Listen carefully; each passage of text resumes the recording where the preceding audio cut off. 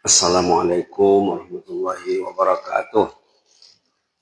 Bismillahirrahmanirrahim. Alhamdulillahirrahmanirrahim. Hamdan katsiran tayyiban mubarakan fih. Hamdan yuafi ni'amahu wa yukafi'u mazidahu ya rabbana lakal hamd. Kama yanbaghi li jalali wajhikal karim azim sultani. Wassalatu wassalamu ala sayyidina wa habibina syafiina maulana Muhammad wa ala alihi wa sahbihi wasallim tasliman katsiran adada khalqihi ta'ala wa rida nafsihi wa zinata 'arsyihi wa midada kalimatihi kama yuhibbu rabbuna wa yarda. Allahumma na'udzubika min 'ilmin la yanfa' wa min qalbin la yakhsha' wa min nafsin la tashba' wa min da'watin la yustajabu laha. Allahumma ati nufusana taqwaha wa zakkiha anta khairu man zakkaha anta waliyyu maulaha. Alhamdulillah, kembali kita setiap pagi di Masjid An-Nur lingkungan 8 Jalan Lidang Penyambungan merafakkan memuji Allah setinggi-tingginya atas nikmat Allah di pagi hari ini. Allah masih memanjangkan usia kita. Kita tidak pernah meminta atau jarang meminta perpanjangan usia, tapi Allah mengasihi. Dalam Quran disebut wa atakum min kulli ma sa'altumuh. Allah memberikan kepada kamu segala yang kamu minta, walaupun tak diminta. Itu tafsirnya ya. Ayat dalam surah Ibrahim. Wa atakum min kulli ma sa'altumuh. Allah berikan kepada kalian apa yang kalian minta. Dalam tafsirnya yang tak diminta juga. Kita tak pernah meminta, lanjutkan usia saya ya Allah, istriku, keluargaku. Ayat 34 surah Ibrahim. Wa atakum min kulli ma sa'altumuh. Kamu diberinya semua yang kamu minta. Walaupun diminta dengan lisan, dengan lidah, dengan bahasa, dengan doa, atau yang diminta dengan lisanul hal. Artinya lidah tak bercakap. Tapi perihal kita meminta. Yang diminta, yang tak diminta dikasih Allah. Itu hebatnya Allah ya. Itu hebatnya Allah. Wa in ta'uddu ni'matallahi la tuhsuha. Kalau kamu coba menghitung nikmat Allah, tidak mampu kamu menghitungnya. Nikmat hidup saja ya, nikmat berjalan ke masjid. Allah masih meringankan kaki kita untuk menuju rumahnya. Tiba saatnya nanti kita diangkat ke masjid, diusung ke masjid. Mudah-mudahan selalu dijaga Allah ya. Salawat dan salam ke atas Rasulullah SAW. Awal renungan pagi, dan kita akan melanjutkan sorotan sejak hari Sabtu, hari Minggu, hari Ahad, hari Senin. Ini sorotan ketiga tentang ayat yang diangkat dalam khutbah Jumat. Inna akramakum indallahi atqakum. Sebelum kita masuk pada edisi ketiga ini ya, kita lihat ayat yang kita nikmati dalam sholat tadi. Sahabat Nabi zaman dulu melihat kalamullah itu hidangan, wejangan. Bahasa Arabnya maktubah. Bila mereka mendengar Quran, kekosongan rohani mereka, kegersangan mereka, kehausan mereka terpenuhi. Karena mereka rata-ratanya paham. Allah memperingatkan dalam ayat 36 surah Al-Qiyamah. Tadi surah Al-Qiyamah ya. Ayatnya semua 40. Kita lihat. Ayah sabul insanu an yutraka sudah. Adakah manusia itu menduga, mengira dia dijadikan tidak ada tujuan. Tidak ada objektif, tidak ada tujuan dia dijadikan. Adakah manusia itu, ayah sebut insan, adakah manusia itu menduga dia dijadikan sia-sia? Kita dijadikan untuk jannah, kita dijadikan untuk surganya Allah. Maka Allah dalam ayat lain tentang jannah mengatakan wasari'u ila maghfirah. Bersegeralah, bergegaslah dalam surah Ali Imran. Dalam surah Al-Hadid, sabiqu, bermusabaqahlah, kompetisilah. Dalam surah Mutaffifin, wa fi dzalika falyatanafasil mutanafisun. Kamu mesti bersaing. Orang beriman mempunyai daya saing yang tinggi. Kalau daya saing itu rendah, berarti imannya lemah. Suami mesti bersaing dengan istri. Istri mesti bersaing dengan suami. Ayah dan ibu, anak, ahli keluarga, tetangga, sahabat, organisasi, komunitas, rakyat dan pemimpin dengan rakyat. Wa fi dzalika falyatanafasil mutanafisun. Di sini dikatakan, adakah manusia menduga mereka dijadikan sia-sia?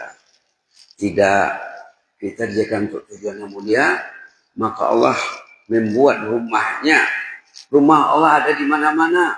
Kita dipanggil 5 waktu ke rumahnya. Dan panggilan subuh ditambah lagi, as-salatu khairum minan naum. Selain panggilan biasa, ditambah dalam azan subuh, as-salatu khairum minan naum. Tujuan kita dijadikan dalam ayat lain ibadah. Wa ma khalaqtul jinna wal insa illa liya'budun. Dalam ayat lain tujuan kita dijadikan untuk bersyukur. Dalam ayat lain tujuan kita dilahirkan, diciptakan, diwujudkan untuk bertakwa. Maka kita akan lanjutkan pembicaraan tentang takwa. Kemarin kita ambil gagasan Imam Ali bin Abi Thalib. Kemarin kita ambil gagasan Imam Ali yang mengatakan ada 4 komponen takwa.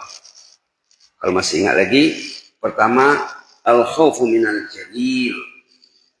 Yang kedua al-amalu bit tanzil. Yang ketiga wal qana'atu bil khalil. Yang keempat al-isti'dad li yaumir rahil. Cantik ungkapannya ya. Takut kepada Allah. Takwa itu takut. Kalau tak takut, Allah memanggil, Allah menghimbau, Allah membangunkan kita. Dari lewat tengah malam, tinggal sepertiga malam terakhir, Allah sudah membangunkan umat manusia untuk menghadap Allah. Announcement, himbauan Allah, panggilan Allah yang tidak berkumandang melalui menara masjid, tapi Allah langsung membangunkan hambanya. Siapa ingin berdoa, berdoalah, doanya akan diijabah. Siapa ingin beristighfar, beristighfarlah, istighfarannya akan diterima. Siapa ingin bertobat, tobatlah, dia akan dikasih. Tobatnya akan diterima, doanya akan diproses, istighfarnya akan dipenuhi, tobatnya akan diterima. 3 panggilan Allah. Sebelum azan, baru datang azan. Patutnya setiap ujung malam, bahkan setiap nak tidur, kita ingat, oh nanti jam 2, tengah 2 Allah akan membangunkan aku dan semua orang untuk menghadap Allah. Subhanallah, hebatnya Allah. Hebatnya Allah. Kemudian datang panggilan azan. Jadi maka Imam Ali mengatakan, komponen pertama, al-khawfu minal jalil. Takut kepada Allah. Ada cerita orang saleh zaman dulu, sudah pernah disebut di sini, dan tempat lain juga. Sahabatnya pergi ke rumah temannya di pagi hari. Hebatnya orang dulu ya.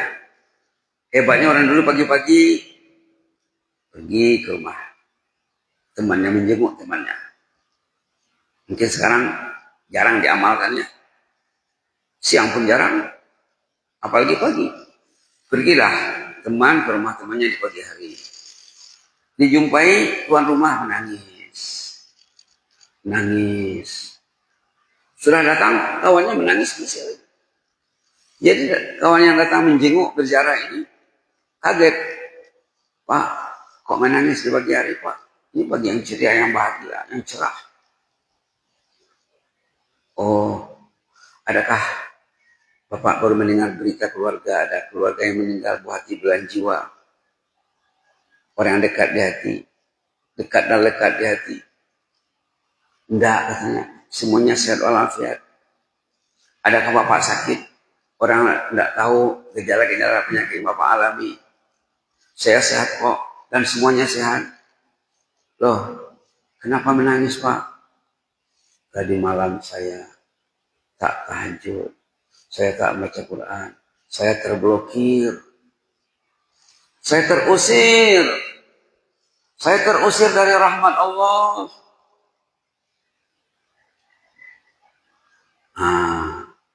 Orang itu dia merasa jadi terusir, lalu dia menangis. Macam mana orang yang tidak merasa terusir dan diusir? Dan enak terusir itu. Na'udzubillah. Saya menangis karena tadi malam saya tidak tahajud, tidak baca Quran. Biasanya saya baca Quran sejus 2 juz malam. Tadi malam terblokir. Maka saya menangis di pagi hari. Mudah-mudahan tangisan saya ini akan membuka blokir. Karena yang memblokir orang dari ibadah itu adalah 4 huruf saja. DOSA. Kata orang Malaysia, DOSE. Dosa. Tengok ayat dalam surah Al-Mutaffifin. Kalla bal rana ala qulubihim ma kanu yaksibun. Kalla, jangan begitulah. Orang itu terdinding gara-gara dosa yang dibuatnya. Ayat 14. Kalla bal rana ala qulubihim ma kanu yaksibun. Orang itu terdinding dari Allah karena dosa yang mengotori hatinya. Hatinya sudah berkarat. Orang itu berkarat. Kalla innahum arabim yawma idzin lamahjubun. Dan mereka itu terhijab, terdinding daripada Allah. Yawma idzin pada hari itu kelak, hari pembalasan. Baiklah ya. Yang kedua, al-amal bil tanzil, mengamalkan tanzil. Tanzil itu Al-Quran. Salah satu nama Al-Quran tanzil. Macam mana kita nak mengamalkan tanzil? Tanzil tak dipegang. Macam mana nak mengamalkan Quran? Quran tak dipegang. Quran tak dipelajari. Maka seorang sahabat Abdullah bin Mas'ud mengatakan, kalau Bapak faham ayat, seayat saja katanya. Seayat saja. Itu lebih bagus daripada isi dunia ini. Contohnya apa? Alhamdulillahirabbil alamin. Ataupun basmalah saja. Bismillahirrahmanirrahim. Paham satu ayat Quran. Ayat pendek. Kata Abdullah bin Mas'ud. Itu lebih maha pada dunia dan segala isinya. Akan menyelamatkan Bapak dunia akhirat insyaAllah. Yang ketiga. Ridha ataupun qanaah dengan rezeki yang sedikit yang ada akan diberi Allah. Yang keempat, al-isti'dad li yaumir rahil, siap-siap untuk hari kita berangkat menuju Allah. Arah itu berangkat, pergi. Nah, dalam pada itu kita akan lihat satu gagasan yang pangkal ceritanya daripada Umar bin Khattab. Kemarin Ali bin Abi Thalib ini bersama Umar bin Khattab. Umar bin Khattab pada dahulu pernah menanya Ubay bin Ka'ab, sahabat Nabi yang senior yang tahu seluk-beluk tafsir Al-Quran.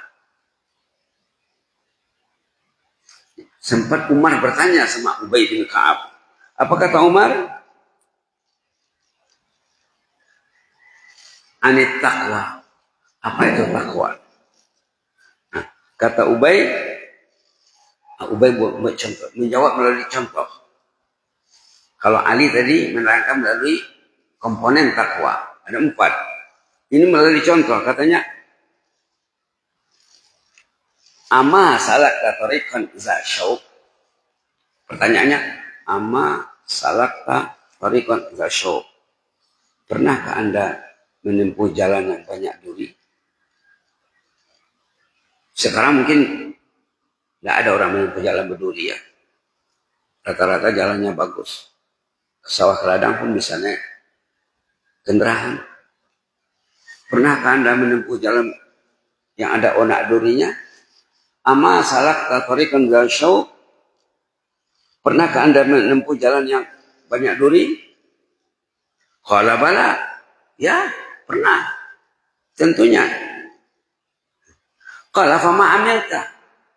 Apa langkah yang kamu lakukan saat menempuh jalan berduri? Qala syammartu wajtahattu. Ini orang-orang hebat ya, bahasa orang-orang hebat nih. Ungkapan katanya pendek, tapi bisa ditafsirkan berjam-jam. Syammartu wajtahattu. Aku waspada, aku sungguh, aku giat, aku teliti. Syammartu wajtahattu. Aku waspada. Aku bersungguh-sungguh agar tidak terkena duri tadi. Kata Ubay, fadzalika taqwa. Itulah takwa. Dalam kehidupan ini banyak rambu-rambu jalan. Peraturan lalu lintas yang tak boleh masuk, yang tak boleh ditempuh. Lampu merah jangan ditempuh. Jangan ditempuh, jangan dirempuh. Kalau tidak ada lampu merah, tidak ada rambu-rambu, tidak ada peraturan lalu lintas, itu bukan takwa namanya. Yang takwa itu katanya banyak aturan dalam perjalanan hidup ini yang harus dijauhi, yang harus diawasi, yang harus dipatuhi. Senang saja ya. Contohnya, kalau kita berinteraksi dengan media genggaman, media elektronik, banyak di sana rambu-rambu peraturan yang wajib dijauhi. Maka minggu lalu kita membukakan satu hadis Nabi. Nabi bercerita kepada Thauban, orang itu katanya kalau masih menengok yang haram, berinteraksi dengan yang haram, padahal dia sudah tahu, habis ibadahnya semuanya. Subhanallah. Waktu kita menerangkan suratan khutbah Jumat minggu lalu tentang takut kepada Allah, Nabi Muhammad cerita kepada Thauban. Thauban pun sahabat yang dekat dengan Rasulullah. Saya disebut namanya kalau bicara hadis. Thauban katanya, ya saya sudah terlihat hari kiamat itu. Rasul kan hebatnya ya, episode hari kiamat dah nampak sebenarnya. Kadang cerita dengan Aisyah, kadang cerita dengan sahabat ini, cerita dengan sahabat ini. Satu hari itu cerita dengan Thauban, saya sudah terlihat episode hari kiamat. Rupanya ada di antara sahabat kita sendiri katanya. Sahabat Nabi sendiri yang ibadatnya menggunung. Kebaikannya, amal solehnya menjulang tinggi. Tapi Allah perlihatkan nanti di sana habis. Tinggal habu. Habu kata orang bisa. Abu kata orang sini ya. Orang sana panggil habu. Sini abu. Haba'am manthura. Nggak ada lagi. Bangunannya menjulang tinggi, tiba-tiba ambruk total. Lalu Thauban tadi risau, ya Rasulullah, ini sangat menakutkan. Terangkanlah kepada kami apa penyebabnya, di mana silapnya orang itu. Kata Rasulullah, mereka itu sahabat kita, orang kita, tidak orang-orang jauh. Tapi kata Nabi, saat mereka ada kesempatan, ada peluang, ada kesempatan untuk berinteraksi dengan yang haram, masih dilakukan yang haram. Subhanallah. Puasa habis, sholat habis, ibadat habis. infak habis, haji umrah habis, tilawah habis, zikir habis. Kalau masih berinteraksi dengannya, hadis ini patut dikembangkan ya. Di era digital sekarang ini, subhanallah, bisa didengar, dilihat tazkirah minggu lalu tentang kisah Tauban. Jadi maka Ubay menjawab pertanyaan Ali, fadzalika taqwa. Takwa itu lidah mesti dijaga, mata mesti dikontrol, clicking, touching, sentuhan tangan mesti dijaga. Nanti tangan akan ngomong di depan Allah, mata akan ngomong, telinga akan ngomong, kaki akan ngomong, kulit badan akan ngomong. Tengok ayat dalam surah Yasin, ayat dalam surah Fusilat, semua anggota badan akan melapor kepada Allah. Lantas yang punya badan marah sama kulitnya. Tengok ayat dalam surah Fusilat, subhanallah, marah sama kulitnya. Ayat 20 dan 21, halaman 478, surah Fusilat. Hatta iza maja'uha, bila mereka sudah berada di depan Allah di hari kiamat nanti, syahida alaihim sam'uhum, telinganya bersaksi, matanya bersaksi, kulitnya bersaksi, bima kanu ya'malun, tentang amal yang dulu dibuatnya di dunia. Wa qalu li juludihim, mereka memprotes kulit badannya, lima syahidtum alaina, marah dia sama kulitnya. Yang punya badan marah sama kulitnya, marah sama anggota badannya. Lima syahidtum alaina, kenapa dilaporkan semuanya terperinci, detail? Diam-diam sajalah, tidak usah dilaporkan, gitu-gitu kira-kira maksudnya. Qalu, kulit dan anggota badannya ngomong, menjawab, antaqanallah, Allah suruh ngomong otomatis. Antaqanallah, Allah yang suruh ngomong. Kalau lidah mungkin bisa bisa memutar belit, bisa manipulasi, bisa berbohong, bisa berbelit. Kalau kulit tidak bisa, anggota badan tidak bisa. Antaqanallah, Allah yang suruh ngomong, allazi antaqa kulla syai', yang menjadikan segala-galanya bisa ngomong. Wa huwa khalaqakum awwal marrah, Allah menciptakan kamu sejak kali pertama. Wa ilaihi turja'un, semua kamu akan kembali kepada Allah. Mudah-mudahan bermanfaat. Jazakumullah khairan. Inni uhibbum fillah wa astaudiukumullah. Wassalamualaikum warahmatullahi wabarakatuh.